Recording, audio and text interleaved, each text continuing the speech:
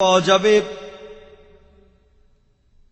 পবিত্র বাইবেলের নাকি বাইবেল না কোরআন, সরি, আর কোন গাণিতিক ভুল কি খুঁজে পাওয়া যাবে ইসলাম ধর্মে?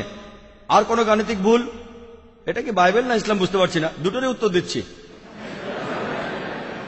এখানে বলা হচ্ছে আরো কোন ভুল, তাহলে এটা বাইবেল, কারণ বাইবেলের ভুলের কথাই বলছি। আর ইসলামের কথা বললে পবিত্র কোরআনের সূরা নিসার 82 নম্বর আয়াতে উল্লেখ আছে, আফালা তাদাব্বুরুল কুরআন ওয়ালাউ কানা মিন ইনদি গায়রি লাওয়াজাদু ফি ইখতিলাফান কাসীরা।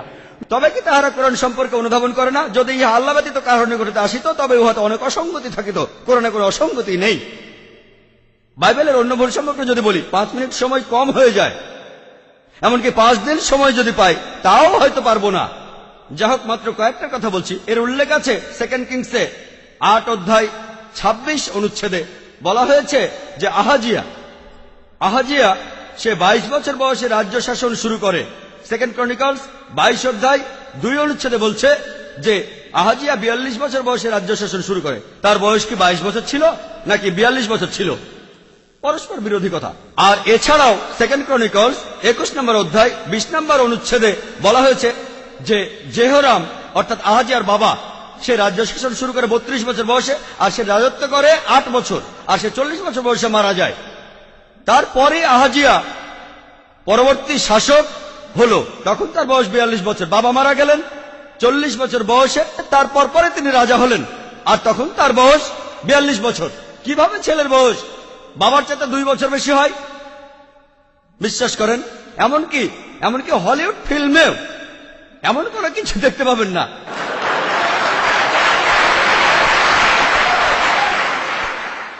হলিউডের ফিল্মে আপনি ইউনিকর্ন দেখতে পারেন, যেটার কথা আমি আগেই বলেছি। ককাট্রাইস দেখতে পারেন, বাইবেলেও বলা আছে ককাট্রাইস।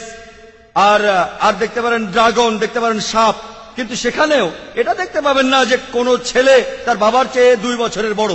এটা কোনো অলৌকিক কাজও নয়, অলৌকিক ভাবে এটা সম্ভব নয়, অসম্ভব। অলৌকিক ভাবে কুমারী মায়ের গর্ভে সন্তান জন্মাতে পারে, কিন্তু অলৌকিক ভাবে এটা হবে না যে ছেলে তার বাবার চেয়ে 2 বছরের বড়। এরপর যদি পড়েন, বাইবেলে উল্লেখ আছে 2 স্যামুয়েলসে 24 নম্বর অধ্যায় 9 অনুচ্ছেদে, এখানে যে সমস্ত লোক যুদ্ধে অংশ নিয়েছিল তাদের একটা লিস্ট দেয়া আছে। 2 স্যামুয়েলসে 24 নম্বর অধ্যায় 9 অনুচ্ছেদে বলা আছে যেসব লোক যুদ্ধ করেছিল, মোট 8 লক্ষ ইসরায়েলি যুদ্ধে অংশগ্রহণ করেছিল, আর ছিল জুডার 5 লক্ষ মানুষ। যদি আপনারা অন্য জায়গায় দেখেন, 1 ক্রনিকলসে 21 নম্বর অধ্যায়ের 5 অনুচ্ছেদে বলা আছে যে 11 লক্ষ মানুষ সে যুদ্ধে অংশগ্রহণ করেছিল। তারা ছিল সবাই ইসরায়েলবাসী, আর 10,460 জন জুডার লোক যুদ্ধ করেছিল। সেখানে কি 8 লক্ষ মানুষ যুদ্ধ করেছিল ইসরায়েলের লোকজন, নাকি সেই যুদ্ধে 11 লক্ষ লোক ছিল? জুডা থেকে কি 5 লক্ষ মানুষ যুদ্ধে এসেছিল, নাকি 10,460 জন? এটা একটা পরস্পর বিরোধী তথ্য। এছাড়াও এর উল্লেখ আছে বাইবেলে আছে 2 স্যামুয়েলসে 6 নম্বর অধ্যায় 23 নম্বর অনুচ্ছেদে যে মিশাল অর্থাৎ সলের মেয়ে, তার কোনো সন্তান ছিল না। 2 স্যামুয়েলসে 21 নম্বর অধ্যায় 8 অনুচ্ছেদে সলের মেয়ে মিশেলের 5টা ছেলে ছিল। এক জায়গায় বলা হচ্ছে নিঃসন্তান, কোনো ছেলে মেয়ে নেই, আরেক জায়গায় 5টা ছেলে। এরপর যদি আপনি পড়েন বাইবেলের গসপেল অফ ম্যাথিউ 1 নম্বর অধ্যায় 16 নম্বর অনুচ্ছেদে বলা হচ্ছে যীশু খ্রিস্ট এবং তার বংশ পরিচয় সম্পর্কে। এছাড়াও বলা আছে লুকের 3 নম্বর অধ্যায় 23 অনুচ্ছেদে যে যীশু খ্রিস্টের বাবা জোসেফ, তার বাবা হলো জেকব। ম্যাথিউ 1 নম্বর অধ্যায় 16 অনুচ্ছেদে, আর লুকের 3 অধ্যায় 23 অনুচ্ছেদে যিশুর বাবা জোসেফ আর তার বাবা ছিল হিলি। এখন যিশুর বাবা জোসেফের কি 2 জন বাবা ছিল? যার 2 জন বাবা তাকে আপনারা কি বলে ডাকেন?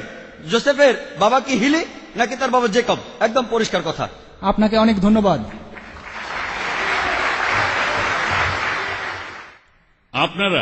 আপনারা দয়া করে 2 মিনিট অপেক্ষা করেন।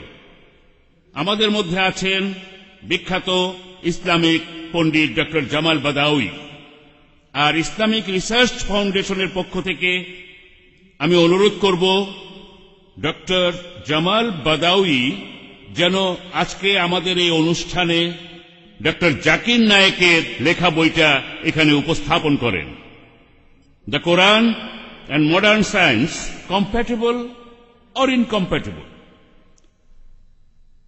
ডক্টর জামাল বাদাউই এখন উদ্বোধন করবেন এই বইটা, যেটা মাত্র কিছুদিন আগে ছাপানো হয়েছে।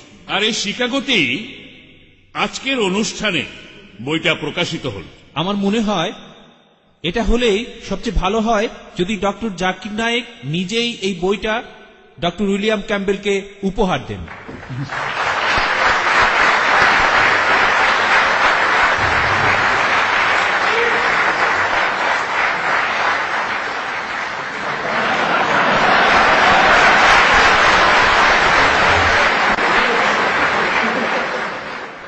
এই বইটার খুব কম সংখ্যক কপি আমাদের কাছে আছে, তাই আমরা শুধু অমুসলিম অতিথিদের অনুরোধ করব, আপনারা আগ্রহী থাকলে এই অনুষ্ঠান শেষে অডিটোরিয়াম থেকে যখন বের হবেন তখন আপনারা বইটা সংগ্রহ করতে পারেন।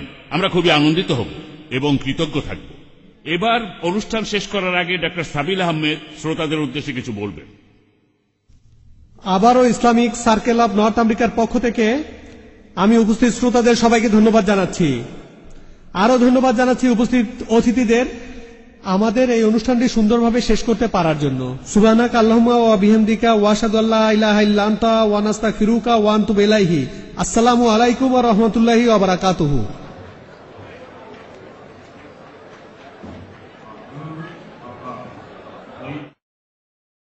ومن آياته الليل والنهار والشمس والقمر لا تسجدوا للشمس ولا للقمر واسجدوا لله الذي خلقهن إن